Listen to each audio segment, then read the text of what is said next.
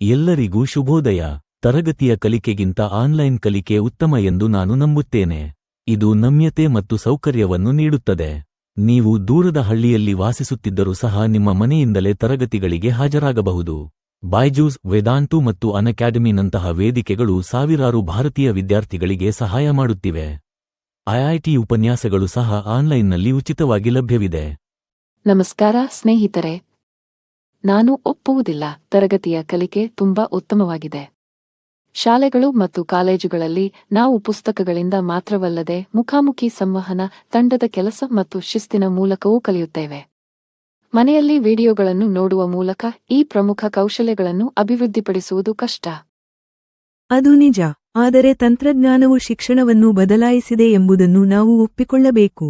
Online ಕಲಿಕೆಯೊಂದಿಗೆ ನೀವು ನಿಮ್ಮದೇ ಆದ ವೇಗದಲ್ಲಿ ಕಲಿಯಬಹುದು, ಪಾಠಗಳನ್ನು ರಿವೈಂಡ್ ಮಾಡಬಹುದು ಮತ್ತು ಜಾಗತಿಕ ವಿಷಯವನ್ನು ಪ್ರವೇಶಿಸಬಹುದು. ಆನ್ಲೈನ್ ತರಗತಿಗಳನ್ನು ಬಳಸಿಕೊಂಡು ನೀಟ್ ಮತ್ತು ಜಿಗೆ ತಯಾರಿ ನಡೆಸಿ ಉನ್ನತ ಕಾಲೇಜುಗಳಲ್ಲಿ ಪ್ರವೇಶ ಪಡೆದ ಸಣ್ಣ ಪಟ್ಟಣಗಳ ಅನೇಕ ವಿದ್ಯಾರ್ಥಿಗಳು ನನಗೆ ಗೊತ್ತು. ಆದರೆ ಆನ್ಲೈನ್ ತರಗತಿಗಳು ಎಲ್ಲರಿಗೂ ಸೂಕ್ತವಲ್ಲ. ಭಾರತದಲ್ಲಿ ಇನ್ನೂ ಅನೇಕ ವಿದ್ಯಾರ್ಥಿಗಳ ಬಳಿ ಸ್ಮಾರ್ಟ್ಫೋನ್ಗಳು ಅಥವಾ ಬಲವಾದ ಇಂಟರ್ನೆಟ್ ಇಲ್ಲ. ಅಜೀಂ ಪ್ರೇಮ್ಜಿ ವಿಶ್ವವಿದ್ಯಾಲಯದ 2021ರ ವರದಿಯ ಪ್ರಕಾರ, ಕೋವಿಡ್ ಲಾಕ್ಡೌನ್ ಸಮಯದಲ್ಲಿ ಸುಮಾರು 60% ಭಾರತೀಯ ವಿದ್ಯಾರ್ಥಿಗಳು ಆನ್ಲೈನ್ ಶಿಕ್ಷಣವನ್ನು ಪಡೆಯಲು ಸಾಧ್ಯವಾಗಲಿಲ್ಲ. ಎಲ್ಲರಿಗೂ ಲಭ್ಯವಿಲ್ಲದಿರುವಾಗ ಆನ್ಲೈನ್ ಉತ್ತಮವಾಗಿದೆ ಎಂದು ನಾವು ಹೇಗೆ ಹೇಳಬಹುದು? ಅದು ಸರಿಯಾದ ಅಂಶ, ಆದರೆ ನಾವು ಪ್ರಗತಿಯನ್ನು ನಿರ್ಲಕ್ಷಿಸಲು ಸಾಧ್ಯವಿಲ್ಲ. ಇಂಟರ್ನೆಟ್ ಪ್ರವೇಶವನ್ನು ಸುಧಾರಿಸಲು ಸರ್ಕಾರ ಡಿಜಿಟಲ್ ಇಂಡಿಯಾ ಅಡಿಯಲ್ಲಿ ಕೆಲಸ ಮಾಡುತ್ತಿದೆ. ಅಲ್ಲದೆ, ಅನೇಕ ಶಾಲೆಗಳು ಈಗ ಮಿಶ್ರ ಕಲಿಕೆಯನ್ನು ಬಳಸುತ್ತಿವೆ. ತರಗತಿ ಬೋಧನೆಯೊಂದಿಗೆ ಆನ್ಲೈನ್ ಪರಿಕರಗಳನ್ನು ಮಿಶ್ರಣ ಮಾಡುವುದು. ಆದ್ದರಿಂದ ಆನ್ಲೈನ್ ಶಿಕ್ಷಣವು ಹೆಚ್ಚು ಪ್ರವೇಶಿಸಬಹುದಾಗಿದೆ. ಆದರೆ ದೊಡ್ಡ ಸಮಸ್ಯೆ ಎಂದರೆ ಗಮನ. ಆನ್ಲೈನ್ ತರಗತಿಗಳಲ್ಲಿ ವಿದ್ಯಾರ್ಥಿಗಳು ಹೆಚ್ಚಾಗಿ ಲಿಂಕ್ ತೆರೆದು ಇತರ ಕೆಲಸಗಳನ್ನು ಮಾಡುತ್ತಾರೆ. ಯೂಟ್ಯೂಬ್ ವೀಕ್ಷಿಸುವುದು, ಆಟಗಳನ್ನು ಆಡುವುದು ಅಥವಾ ಮಲಗುವುದು. ಶಾಲೆಯಲ್ಲಿ ಶಿಕ್ಷಕರು ಎಲ್ಲರೂ ಕಲಿಯುತ್ತಿದ್ದಾರೆ ಎಂದು ಖಚಿತಪಡಿಸಿಕೊಳ್ಳಬಹುದು. ಆಫ್ಲೈನ್ ತರಗತಿಗಳಲ್ಲಿ ಹೆಚ್ಚಿನ ಶಿಸ್ತು ಮತ್ತು ಗಮನ ಇರುತ್ತದೆ. ಇದು ವಿದ್ಯಾರ್ಥಿಯನ್ನು ಅವಲಂಬಿಸಿರುತ್ತದೆ. ನನ್ನ ಕೆಲವು ಸ್ನೇಹಿತರು ಆನ್ಲೈನ್ ಕಲಿಕೆಯನ್ನು ಹೆಚ್ಚು ಪರಿಣಾಮಕಾರಿಯಾಗಿ ಕಂಡುಕೊಂಡಿದ್ದಾರೆ. ಅವರು ಶಬ್ದ ಅಥವಾ ಗೊಂದಲಗಳಿಲ್ಲದೆ ಉತ್ತಮವಾಗಿ ಗಮನಹರಿಸಬಹುದು. ಅಲ್ಲದೆ, ಅನೇಕ ವೇದಿಕೆಗಳು ರಸಪ್ರಶ್ನೆಗಳು, ಅನುಮಾನ ನಿವಾರಣೆ ಅವಧಿಗಳು ಮತ್ತು ಎಐ ಆಧಾರಿತ ಪ್ರತಿಕ್ರಿಯೆಯನ್ನು ಹೊಂದಿವೆ. ಇದು ವಿದ್ಯಾರ್ಥಿಗಳು ತ್ವರಿತವಾಗಿ ಸುಧಾರಿಸಲು ಸಹಾಯ ಮಾಡುತ್ತದೆ. ಆದರೆ ಭಾವನಾತ್ಮಕ ಮತ್ತು ಸಾಮಾಜಿಕ ಕಲಿಕೆಯ ಬಗ್ಗೆ ಏನು? ಶಾಲೆಗಳಲ್ಲಿ ನಾವು ಸ್ನೇಹಿತರನ್ನು ಮಾಡಿಕೊಳ್ಳುತ್ತೇವೆ, ಶಿಕ್ಷಕರೊಂದಿಗೆ ಮಾತನಾಡುತ್ತೇವೆ, ಕ್ರೀಡೆ ಮತ್ತು ಕಾರ್ಯಕ್ರಮಗಳಲ್ಲಿ ಭಾಗವಹಿಸುತ್ತೇವೆ. ವಿದ್ಯಾರ್ಥಿಯ ಬೆಳವಣಿಗೆಗೆ ಈ ವಿಷಯಗಳು ಸಹ ಮುಖ್ಯ. ಆನ್ಲೈನ್ ಶಿಕ್ಷಣವು ಒಂಟಿತನ ಮತ್ತು ಕೆಲವೊಮ್ಮೆ ನೀರಸವೆನಿಸುತ್ತದೆ. ಅದು ನಿಜ. ಆದರೆ ಈಗ ನಮ್ಮಲ್ಲಿ ಆನ್ಲೈನ್ ಸಮುದಾಯಗಳಿವೆ. ಟೆಲಿಗ್ರಾಮ್ ಮತ್ತು ಡಿಸ್ಕಾರ್ಡ್ನಂತಹ ಅಪ್ಲಿಕೇಶನ್ಗಳಲ್ಲಿ ವಿದ್ಯಾರ್ಥಿ ಗುಂಪುಗಳಿವೆ. ಅಲ್ಲಿ ವಿದ್ಯಾರ್ಥಿಗಳು ಸಂವಹನ ನಡೆಸುತ್ತಾರೆ, ಅನುಮಾನಗಳನ್ನು ಹಂಚಿಕೊಳ್ಳುತ್ತಾರೆ ಮತ್ತು ಒಟ್ಟಿಗೆ ಅಧ್ಯಯನ ಮಾಡುತ್ತಾರೆ. ನಾವು ಇನ್ನೂ ಸಂಪರ್ಕ ಸಾಧಿಸಬಹುದು, ಕೇವಲ ವಿಭಿನ್ನ ರೀತಿಯಲ್ಲಿ. ಹಾರ್ವರ್ಡ್ ಮತ್ತು ಸ್ಟ್ಯಾನ್ಫೋರ್ಡ್ನಂತಹ ವಿಶ್ವವಿದ್ಯಾಲಯಗಳು ಸಹ ಇಂದು ಪೂರ್ಣ ಆನ್ಲೈನ್ ಪದವಿಗಳನ್ನು ನೀಡುತ್ತವೆ. ಆನ್ಲೈನ್ ಪ್ಲಾಟ್ಫಾರ್ಮ್ಗಳು ಉನ್ನತ ಶಿಕ್ಷಣಕ್ಕೆ ಒಳ್ಳೆಯದಾಗಿರಬಹುದು, ಆದರೆ ಚಿಕ್ಕ ಶಾಲಾ ವಿದ್ಯಾರ್ಥಿಗಳಿಗೆ ಅಲ್ಲ. ಚಿಕ್ಕ ಮಕ್ಕಳಿಗೆ ಮಾರ್ಗದರ್ಶನ ಬೇಕು. ಲಾಕ್ಡೌನ್ ಸಮಯದಲ್ಲಿ ಎಷ್ಟು ಮಕ್ಕಳು ಫೋನ್ ಅನ್ನು ತಮ್ಮ ಮುಂದೆ ಇಟ್ಟುಕೊಂಡು ಓದುವುದೇ ಇಲ್ಲ ಎಂದು ನಾನು ನೋಡಿದೆ. ಅವರ ಪೋಷಕರು ಪ್ರತಿದಿನ ಅವರನ್ನು ಒತ್ತಾಯಿಸಬೇಕಾಗಿತ್ತು.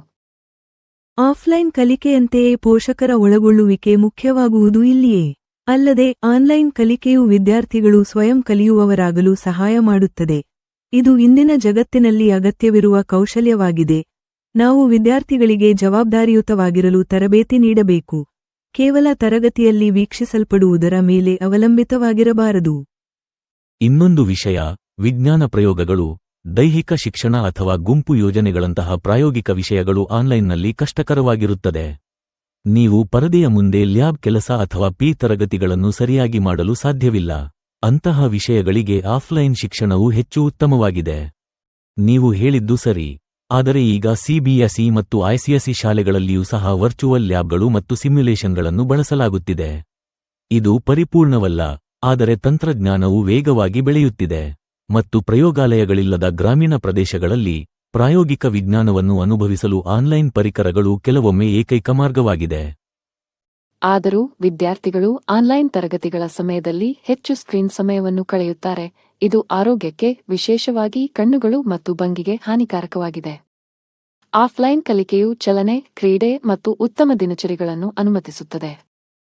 ಸ್ಕ್ರೀನ್ ಸಮಯವು ಒಂದು ಸಮಸ್ಯೆ ಎಂದು ನಾನು ಒಪ್ಪುತ್ತೇನೆ.